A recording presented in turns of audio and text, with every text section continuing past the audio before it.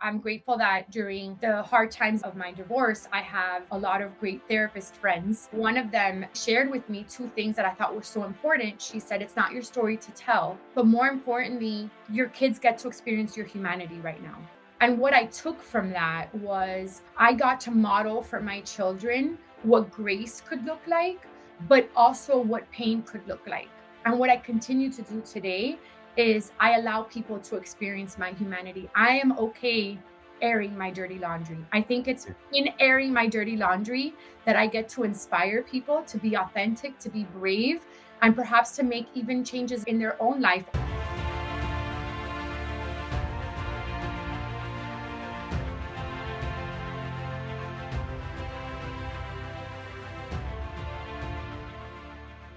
What is up, Impact Heroes? Welcome back to the show. I'm your host, Rick Ornelas. Thank you for spending some time with us today because we know time's a valuable resource and we're going to make it worth your while. I appreciate each and every one of you, not just for listening, but for who you are. I know you're sparking change to make the world a better place every day, and I am humbled and grateful for your efforts.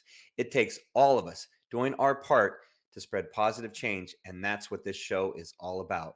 Motivating you with stories of struggle, courage, and hope to empower you to make a difference in your life and the lives of others. In case you missed it, I believe there is no transformation without courageous leader. And I like to say that, or to think maybe, that my work does help to contribute to make this place a better world.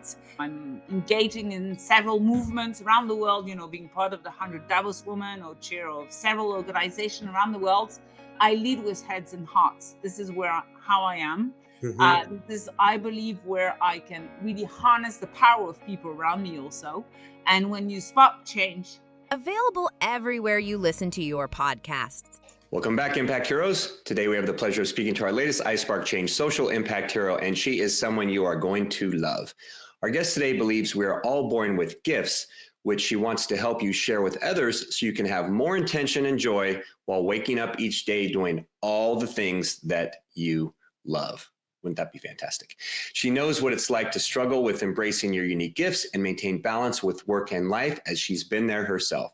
She's honest, passionate, engaging, and has a joy that infects everyone she comes across. She's a dynamic Cuban-American mom and entrepreneur with 20 years of experience in communication, marketing strategy, business consulting, and leadership. On top of that, she's a business and life strategist, speaker, trainer, coach, small business advocate, purpose evangelist, community curator, and a passionate connector. Ooh, that's a lot. She's also an advocate for women-led businesses as she curates connection and community and encouragement to women. Please welcome the authentic, heart-centered, practical, and empowering founder of Boost, Luly B. Carreras. Luly, welcome to the iSpark Change podcast. Thank you so much. What a beautiful introduction. I so appreciate that. And that is a lot. It is a lot. It's your story, right? I just shared it. So yes. Well, thank you again for being on the show. It's an honor and a privilege to have you with us. And, you were recommended by another guest that we had not long ago, Betsy Guerra, who we had a fantastic conversation. So I have no doubt that you and I are going to have a great conversation as well today.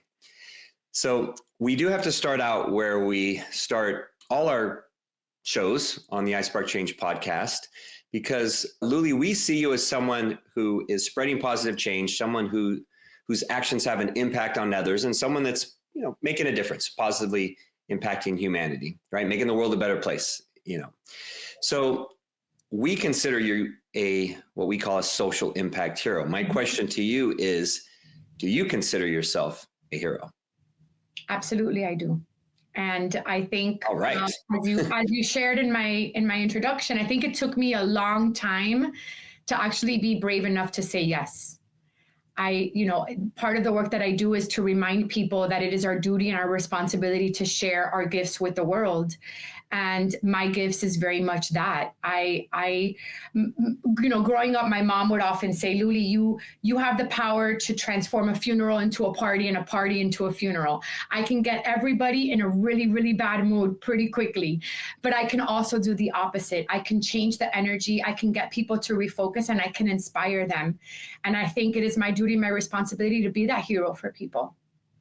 Yeah, and I think thank you for answering, so quickly and so honestly, because I'd say, I've said this on the show before, but probably about 70% of our guests say no because they don't want to embrace that, or they're afraid of what that means, or, they have some of their definition that differs from ours. And ours simply is an acronym that you honor your purpose, you engage your audience in your mission, you ripple your message to spread positive change, and you open your heart to the world. And you wouldn't be a guest if you didn't embody those. So I know you said, I do want to dive into how you said, you wouldn't always agree with that. Right. So I want to go back to what really got you on this path, doing what we'll call this heroic work, and really, living, being able to share your gifts and help others do the same. What really got you on that path? And you can go as far back as you like. All right. Well, thank you. What a great question. So I would say that what started me on this path, or like that moment that I can remember, began the series of experiences and shifts for me, was actually investing in myself. So back in 2010 and 11, I invested in a mastermind that for the first time in my life, I was in a room of other women business owners where we got to talk about business and life in a way that I had never experienced. And the women in this room, I considered at the time to be more successful than me. They were, more entrepreneurial than me. They were smarter than me. They were wealthier than me. And I would walk into my mastermind and to my phone calls and to all the things I did with these women throughout the entire year, trembling and shaking because I did not know how I belonged in such a room as this. And it was in that room in May of 2011 where I got up and I was in the process of developing the Luly B brand. At the time, I had a marketing agency, you and I are very aligned, called Chispa Marketing, and Chispa means spark in Spanish. Yeah. So growing up in a bilingual home, I heard the word, you have chispa. And so, of course, it was only naturally fitting to call my marketing agency Chispa Marketing. So I have this marketing agency. The idea and the purpose of me joining this mastermind was, what if I create a space and I become a trainer and a speaker, and I'll call myself Luly B. I'll build this personal brand and I'll help small businesses. And my signature talk was how to get noticed without spending a fortune. Super catchy. I was all about bootstrapping and getting creative and making connections. And, I'm a natural, innate connector and influencer. From that standpoint, I know how to connect with people at a human level. And so that was the original idea. And so I had to present my plan to this room of women that I considered to be smarter than me, wealthier than me, better entrepreneurs than me. I got up and I'm about to start speaking, and I just start crying. I just break down into the ugliest cry I've probably ever had in my life. And I said, I don't want to do this. I am being called for more. And it's not to be the president of a marketing agency. And so at the time, Rick, I used the word more because I didn't know what other word to use. I unfortunately used the word more, which created a lot of confusion for the people that were closest to me in my life. But these women got me. And it was in that moment of that incredible breakdown that I said, everybody just tells me that all I need to do is balance. And, I'm a mom, I'm a wife, and I want to grow this business. And just everybody's like, oh, just balance. And like, what the heck does that mean? Like the next person that tells me that all I need to do is balance, I'm going to vomit in their face because balance is BS. And I said the full word. And one of the women, a life coach by the name of Varian Brandon, who lives in Orlando, says to me, that's it, Luly. And I said, what's it? And she said, nobody is talking about this issue of how do you get to do life in all these different roles that we play, and nobody's being brave and vulnerable enough. And again, this was 15 years ago. Yeah. And that was what started everything. I went from restructuring my marketing agency. I wrote the book, Balance is BS. It becomes an Amazon bestseller. After restructuring the agency, I start getting hired by companies like Procter & Gamble and Macy's and Dell and GE, to say balance is BS on a stage and help the women in their organizations. Yeah. And now I know what the word was. I know what I was looking for, and that was alignment. I was in search of alignment. I'm glad you got back to that, because that's frequently something that comes to mind when I'm chatting with people on the podcast. And thank you for sharing everything, because it gives a lot of context for the audience into, the struggles that you went through and how they can relate. So what would you say after getting in alignment, or, realizing what you needed to have alignment in your life? What would you say? How would you define that today? How would you define that alignment? And I'm going to frame it in terms of, what would you define as like your current purpose, which really keeps you in alignment? Yeah, I want to preface this by saying that my agency was about to hit $1 million in gross revenue that year. So I was on track to breaking $1 million for the first time ever. And a lot of people around me told me that I was crazy. And there was just something inside of me, and I don't know that I can explain it or describe it other than I just knew. I didn't know how, I knew why. And I think that when we talk about purpose, it's about the why. And I know that I was born to impact people. I can transform the energy of a room. My mom always told me that since I was a little girl. So I think I went back to that and said, what are the things that bring me joy? And realizing that usually the things that bring us joy are the things that we're good at. And usually the things that we're good at bring us joy. So how can I fuse all of these things? And I also, I tend to be a little bit braver than most people around me. I'm willing to take the risk. And although, I might see it to be a little bit more too methodical at times, I don't allow my negative voices to get the best of me. But I think I would say, to answer your question about the alignment, I was in the right environment. I was investing in myself. I was in community of people that were supporting me. I was listening to my intuition and my gut. And I was also paying attention to the things that were lighting me up, the things that were fueling me, and the things that were bringing me joy. Yeah. Is that the same today? Absolutely. Yeah. Absolutely. And the day that I don't feel this fire is the day that I get to question what's next. So you mentioned, you kind of said it real quickly, that when you didn't have the right word, and you said more that was challenging for, some of the people around you. Yeah. So what was that?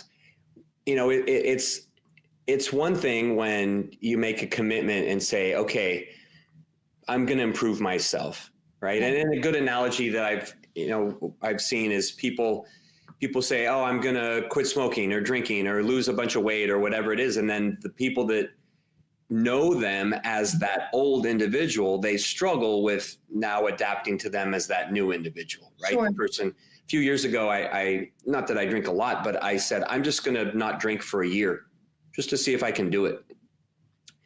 And a lot of, people that I'm friends with, people in our friends group, we do a lot together, we travel together, we do different things. And the first 5 months were harder probably for them than for me. I'm like, it wasn't even hard for me, but for them, it was like, wait, aren't you going to drink with us? Like, we're all hanging out at the pool. Like, why aren't you having a drink? And we're on vacation. So what was that struggle like with the people around you now that you're going from Luly, version 1.0 to Luly 2.0 or 3.0? Yeah, I think that, there's that great quote that says, when we judge, we are looking at the things that, that we're working on, or the things that we might not have, or our shadow selves, right? Is usually when people judge. And to your point, like this new identity that I was stepping into made a few people around me uncomfortable, because I had chosen growth and I had chosen purpose. And I think if I were to look back, and I appreciate this question, because I don't know that I've done this level of reflection on this. So thank you so much for giving me the opportunity to share. I experienced a lot of really hard moments. And I remember my sons were little at the time. Now they're 18 and 20, but back then they were not. They were little. And I remember a few moms at my children's school, one mom in particular, that I felt like every time she saw me, she made it a point to remind me that I worked a lot. And And at the time, what I was doing was all the things that we just talked about, right? I was repositioning. I was working on my alignment. I was growing on my own, working on my own self-development, on my own faith and spiritual journey. And so that made some people around me uncomfortable. Mm-hmm. As Glennon Doyle shares with us in her great book, Untamed, it is your responsibility to disappoint as many people as it takes to not disappoint yourself. Yeah. And so I'm grateful that I did continue to work on myself. And at times, I think, especially as women, but I think as humans, that can feel or seem to others as selfish. But I knew that if I wanted to be a great leader and a great hero, not only to others, but more importantly to myself, I deserved this work, and I deserved the alignment and to answer the calling of the gifts that I get to share. Yeah, it's like the saying, you can't pour from an empty cup. And so if you're not in alignment, if you're not on track, then how can you share with others, and how can you help others? And then the flip side of that is when you are, then that's when you can have the most impact. Yeah. And, that's what I feel is happening for you. Well, thank you for answering that question. And, I'm glad it gave you some pause to reflect, reflect as well. So aside from that, what's been the biggest challenge that you've had in building your business and, and really having a greater impact? Because it's one thing to say, hey, I'm going to, impact a lot of lives. That doesn't happen overnight, as you've seen, right. And you've been doing it for a while. Mm-hmm. So what's been the biggest challenge, that you had to overcome? I think the biggest challenge is for things not happening as quickly as I would like. Yeah, they never do. They never do. And I'm a Capricorn, I'm a Cuban, and I'm a woman. So that just like those three things just equal relentlessness. That's the trifecta. Trifecta. And, I was placed on a journey of, everything from a divorce after 20 years of marriage that ended because of infidelity to COVID, which we all experienced as a collective, that then my father passed that, the year after, and then my two sons, growing and the birds leaving the nest. So now I do not call myself an empty nester. I call myself a bird launcher. I like that. That's launch great. My birds. So I think for me is now looking back after the 7 years of the things that I've gone through, which were very big life transitions, and some of them were extraordinarily hard. Plenty of what I call bathroom floor moments, right? I don't think I have to describe those, but having a lot of those, and again, being to speak about those now in my workshops and the work that I do with my clients, and even in my keynote addresses, or in my, the podcast that I host, or anytime I get a chance, even just being a guest, to be able to share vulnerably and authentically, I think is really, really important. And for me now, looking back and saying, I have a deep appreciation for everything I've been through, for all of those moments. And now I understand why things haven't happened as quickly as I would have liked.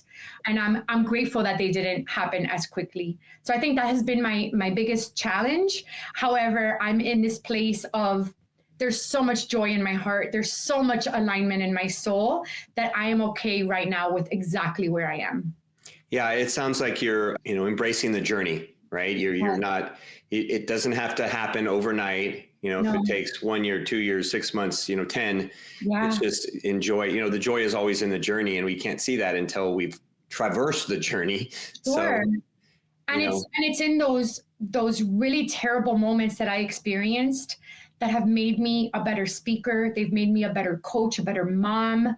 I'm newly remarried, a better wife, just better all around, because I took those experiences and I decided to do something with them. Yeah. And I learned, and I grew, and I got curious. And I think that has also really benefited me and those around me. Yeah, that journey involves a lot of self-discovery, and the more self-discovery you can do, the better it's going to benefit, you and others.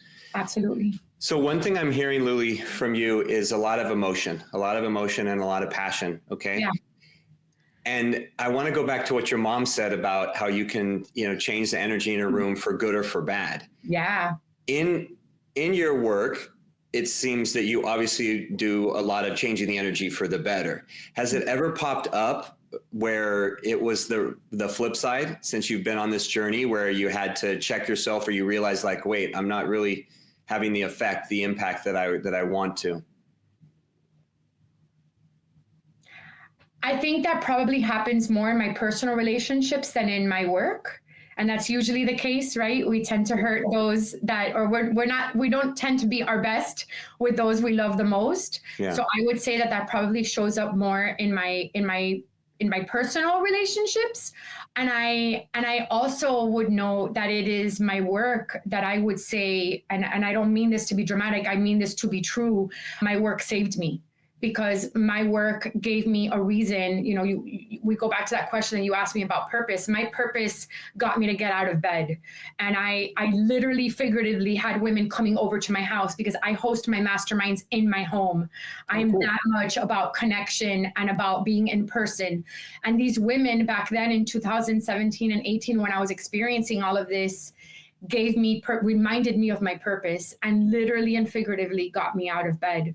So yes, I think in my work, it doesn't happen as much as it does with my personal relationships, because I'm definitely not perfect.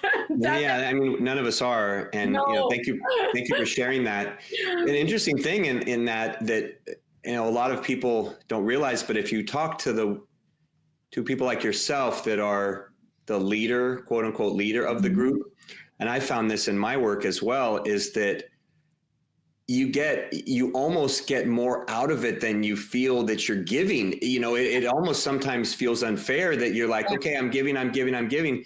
But like the old adage, you get more back than you give. Yes.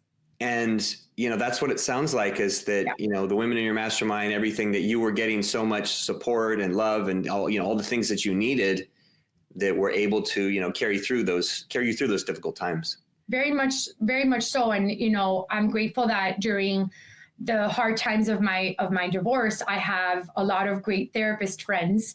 And one of them, shared with me that, when my kids were asking me, but why were you getting the divorce? And not wanting to share the, one specific aspect of the real reason why, she shared with me two things that I thought were so important. She said, it's not your story to tell, but more importantly, your kids get to experience your humanity right now.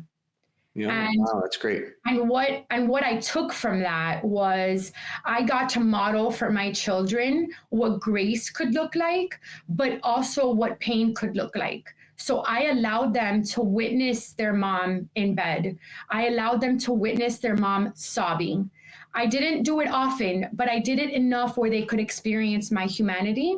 Yeah. And I think going back to my work, that's also what I did. And what I continue to do today is I allow people to experience my humanity. I am okay airing my dirty laundry. I think it's in airing my dirty laundry that I get to inspire people to be authentic, to be brave, and perhaps to make even changes in their own life, or augment or expand all of their gifts. Yeah, that vulnerability component, that authenticity, those are like buzzwords, in the past 5 years or so. The reality is that it's never been a secret that when you open your heart like that, and you're just, I am who I am, that is a hugely endearing quality. Yeah. I mean, that's one of the things that, my wife and I, we've been married 28 and a half years. Just yesterday was our congratulations. How beautiful. 31 years together. Wow. Thank you. And that's one of the biggest, most endearing qualities, of her that attracted me, all those years ago, is that, she's who she is all the time, no matter who's around, no matter what is going on. Yeah. And when you can be that way, that's where people, they see your soul. Yeah. Which I think that's how God intended it, really, is for us to be, others to see our soul, and to see, if you're a Christian like I am, to see, Christ in others. Yeah. And it's swayed so much today by social media and our overconnected world, and, everybody just trying to be these perfect, quote unquote, perfect versions of what they think they're supposed to look like. Oh God, I know it. And it couldn't be farther from the truth of how we really should be. That's right. That's right. And I think that that's what's happening right now, right? Is like we're also using the buzzword authenticity to give ourselves permission to be unkind. Well, this is me. I'm being authentic. I'm just being myself. No, you're being a jerk, right? Yeah, like there's exactly. a difference. There's a difference.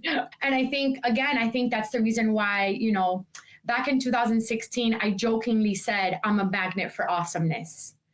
And then I realized, oh my gosh, I am a magnet for awesomeness. Yeah. And the more I said it, the more I just brought in the right people in my life, and the wrong people for my life didn't stick around very long. And it was, it's one of the things that I'm so grateful for is like, I can live and step into my truth and be who I am. And I am okay not being for everybody. I have a post-it in my desk drawer that says, "You are not Jesus Christ," right? It reminds me, right? Like, you're not that big of a deal, and you're not here to save anybody. Those are the two things that I get to remind myself. You're not that big of a deal. Yes, you are important. You are unique. You are special. You are a daughter of God, and you're not that big of a deal, right? Because you're not Jesus Christ. But I think it's through that authenticity and that vulnerability that I get to create impact. I know that that's definitely something that I get to inspire people with, and I'm grateful for that. Yeah, I'd agree with that. I'd agree with that for sure. Mm-hmm. So you talk about, creating impact. You talk about making a difference, and obviously there's many people that you've impacted. One thing that we always talk about on the podcast are those spark moments in life. And these are those moments where our actions or the actions of another, mm-hmm. there's that one spark moment, but those actions continue to have a ripple effect that goes far and beyond that initial act. Yeah. So, you've already touched on a few that, I'd consider spark moments, but share a story of, a positive spark moment where either someone impacted you or you impacted someone else, and that you didn't necessarily see the impact immediately, but then now looking back, you've seen that it's had a big ripple effect. Yeah, and I love this because, my big women's empowerment event that I host every year is titled Spark. My father used to sing when I was little. He would sing to me the song "You Light Up My Life" by Debbie Boone. Mm-hmm. And I lost him 3 years ago, and I miss him every single day. But he kind of proclaimed that I was a light since I was a little girl. So everything I do, my mastermind program is called Boost. So everything is around light. So I love this question about spark moments. I would say that a big spark moment that I get to experience very, very often is through my Boost community. So I have several dozen women in this intimate space that really there's a lot of safety and it's a safe container for women in business. Most of them have businesses, some of them have a side hustle, and some of them have a full-time job, or maybe they're stay-at-home moms and they're looking for that purpose, they're looking for that impact. And so a lot of the spark moments happen around the table where I don't always know the ripple effect of the community. Mm-hmm. And then I get to hear, well, you introduced me to so-and-so, and that person hired me, but then her mother-in-law hired me. And now I'm working, just last night it happened in our mastermind. The mother-in-law has been ill for 7 years. She's been having issues with her lungs, and she's been given all this medication. And because of the connection I made and the expertise of the person I connected with the client, the mother-in-law is off all medication. Wow. Because of one shift she made in her diet. That was it. That's all she needed. So I'm so grateful that I get to experience a lot of these spark moments, because as you said, right, the spark is what lights the fire. And then I get to see the ripple effect. And sometimes I don't. Sometimes I don't hear the full effect. And I think that that's true for a lot of us that do this kind of work or do other kinds of work. We don't always know. We can't always identify where that spark can take us. But I think creating them is really, really important. Yeah. And the fact that, thank you for sharing that. And that's a beautiful example. Yeah. And the fact that you keep doing it anyways, right? Even though you don't know what the results of your efforts are, that doesn't really matter, because, it's still making a difference. Well, yeah, It's not about me. I have to remind myself, you're not that big of a deal. That's fantastic. That's fantastic. So before we wrap up with our final question, I know our audience will want to learn more about you and what you offer and everything. So how can they connect with you? Thank you. I would love, so connecting is one of my favorite things to do. I get really, really excited to make connections and to connect others. So I absolutely love that question. So I can be found on Instagram or Facebook under the Luly B, and it's Luly, B like boy. So those were taken. So I had to put the THE in front, like the Beyonce, because I couldn't get Luly B. So it's the Luly B, THE. And then on LinkedIn, I'm Luly B Carreras. So you could just copy paste my name and you'll find me, and that's my picture of me like doing something wow. I'm not very good at posing like a business professional headshot. And so I love to connect. I love for people to see my connections and say, you know what, I would love for you to introduce me to so and so. I love that as well. And then if you're a woman specifically in South Florida and you want to connect and you're looking for a community, I'd love to have you at one of my in-person events. I have a Café con Luly that I host several times throughout the year, and it's an open invitation to just amazing women doing amazing things. And there's no agenda. You just get to come and network and connect with amazing people. It's one of my favorite things to do, and I stand by that in everything I do.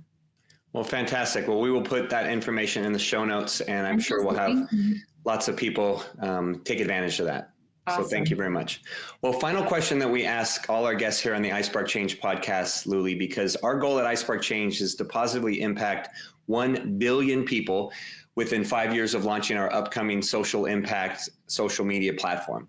So we know we can't do it alone. We know we need the help of impactful leaders like yourself to show others the way, because a lot of people feel, as I once did, that they're too small to make a difference. Yeah. So we value your thoughts and opinions as a social impact hero. So I want you to peer into the future, peer into our crystal ball, and tell me, what can the world become if everyone starts living their authentic self and impacting others in a positive way? Can you see my goosebumps?